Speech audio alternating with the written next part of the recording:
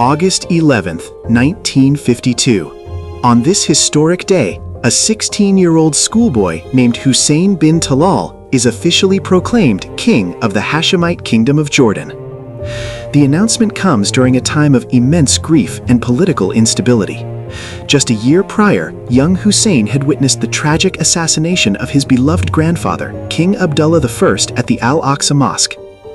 Now, following the constitutional abdication of his father, King Talal, who was forced to step down due to severe health reasons, the immense weight of the crown falls squarely upon Hussein's young shoulders. Because he has not yet reached the age of majority, a regency council is formed to govern until he turns 18. Yet, on this day, the young monarch steps decisively onto the global stage during a period of intense, volatile regional change. Nobody could have predicted that this fragile beginning would mark the launch of a historic 46-year reign, one characterized by survival, courage, and a vision that would fundamentally define the modern identity of the Hashemite Kingdom. To fully understand the monumental challenges that awaited the young king, we must analyze the chaotic state of the Middle East in the early 1950s. Jordan was a young, fragile nation grappling with the complex burdens of post-colonial state building. The country's population had suddenly tripled following the 1948 Arab-Israeli War, bringing in hundreds of thousands of displaced Palestinian refugees, which placed an unimaginable strain on the nation's limited resources and economy. This chapter explores the powerful ideological currents sweeping through the Arab world at the time. The rise of Pan-Arabism, championed by charismatic leaders like Egypt's Gamal Abdel Nasser, fiercely challenged traditional monarchies. Radio broadcasts from Cairo routinely called for revolutions, and the streets of Amman frequently erupted into violent protests. Simultaneously, the region became a primary battleground for the Cold War.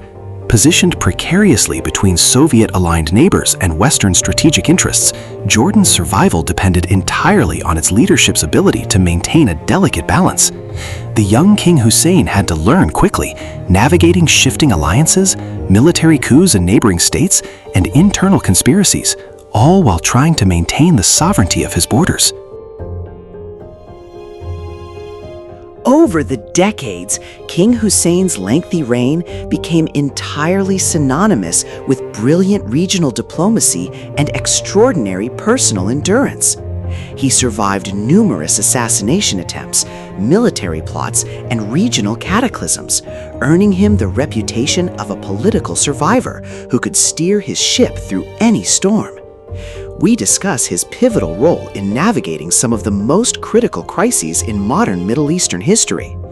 From the devastating losses of the 1967 Six-Day War to the existential internal threat of the 1970 Black September conflict, Hussein faced choices that could have easily erased Jordan from the map.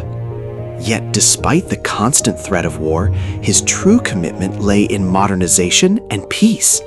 Hussein utilized his lineage as a direct descendant of the Prophet Muhammad to command respect across deeply divided factions.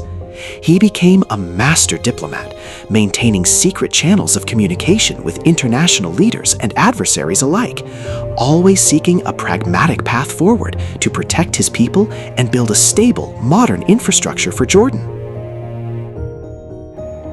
Through decades of relentless effort, King Hussein's leadership successfully transformed Jordan from an artificial, vulnerable post-colonial territory into a crucial, indispensable regional mediator.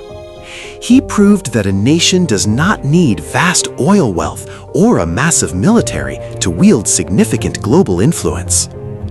We examine how his 46-year rule deeply shaped the nation's modern identity. By fostering a culture of moderation, inclusivity, and education, he managed to unite a diverse population of native Transjordanians and Palestinians into a cohesive national fabric.